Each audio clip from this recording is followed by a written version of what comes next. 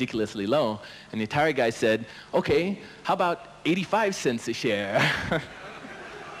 So wait, at Harvard they told me you go up, I go down, you know. And the truth was that Atari knew the condition that we were in, and Atari was not interested in buying us.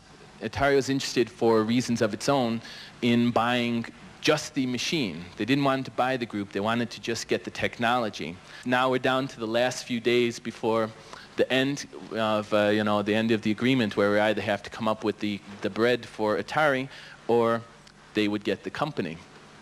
And then the phone rang, and it was Commodore calling. And Commodore said, well, we can make you a much better deal than that, you know. So they send out their plane, and Dave Morse hops in the plane, and he flies out to Westchester, Pennsylvania, or New York, or wherever it was. And what follows then are 3.5 days of intense negotiations, where they're hammering out one detail after another. What's going to happen? Dave's interested in the people. Oh, this and that and the other thing. And they go back and forth, and they're trying to get everything worked out so that the deals are just right. And when you don't cut a deal like this in 3 days without working well into the night. And here it is, the last night, and these guys, 3 o'clock in the morning, and they're like, what are we going to do? And they're dancing, to keep themselves awake. Keep going here. And it's the last minute, and there's the jets out in the parking lot with its, revved up against its brakes, and, everyone's around the table, and they say to Morris, they say, $4. $4 a share. That's our final offer. You're out of time. You can either accept it or, not, and go with Atari. And he says, I don't know. Let me check with my people. He goes, gives Jay a call. He says, $4. Jay says, well, it's not 50, but, it's $4 is okay. If you think it's right, go with it. And he calls up, the other guy's a VP of marketing, the VP of sales. What do you think? Well, it's not what we had in mind, but it's better than zero. I'll go with it. And everyone said, okay. So he went back to the table, and he sat down. He said, sorry, my people say $4 is not enough. I'm going to have to decline your offer.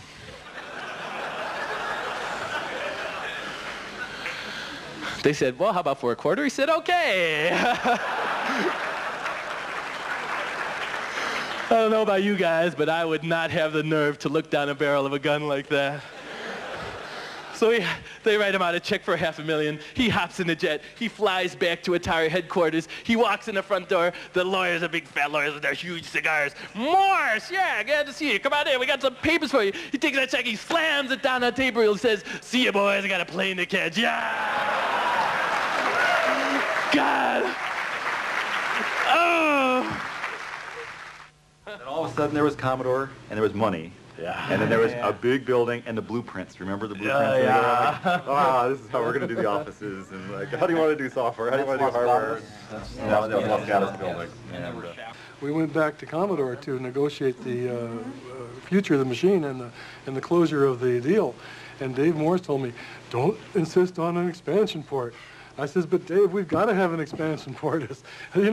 Who's going to buy a computer that you can't expand? Right. And I insisted, Dave said, well, we're liable to not close the deal, and you're liable to lose your job. And all right. That's the way it is. We're glad you did. Commodore gave in and said, okay, expansion port. There'd be no Amiga today if it weren't for that. I think so, too.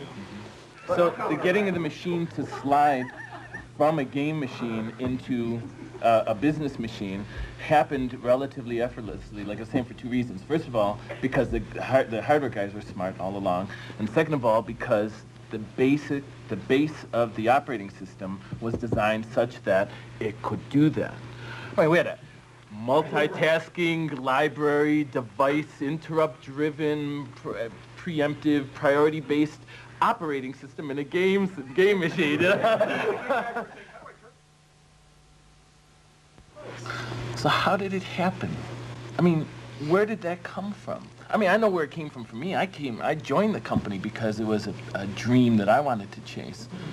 Was that same, with everyone in general, or? Yeah, I think so.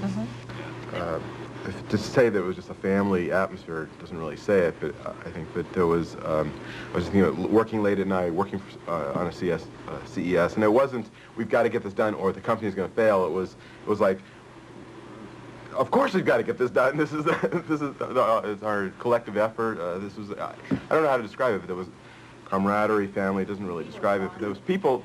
It was kind of like all the cousins, all the brothers and sisters and cousins were in this office in this room together. We're all working because there weren't people beating us. There weren't stockholders. It was just we've got to get this thing done, and we've got to do what we have to do to make it happen. There was the dream of the machine, and there was the dream of the company. And the dream of the company was, when we went to work there, we were offered stock of the company. We owned the company, and we knew that there weren't a lot of big investors. I mean, there was Jay, and there was Dave, and we knew them. They worked there. It wasn't like mystery people investing in this company. It was our company. I mean, we really felt, at heart, it was our company. Jay and Dave made us feel that way. But you know, I've heard a lot of people say interesting things here. Howard's trying to find a word to describe it. You're talking about the group here and stuff like that. For the first few years after Amiga, you probably know I spoke a lot and told the story of their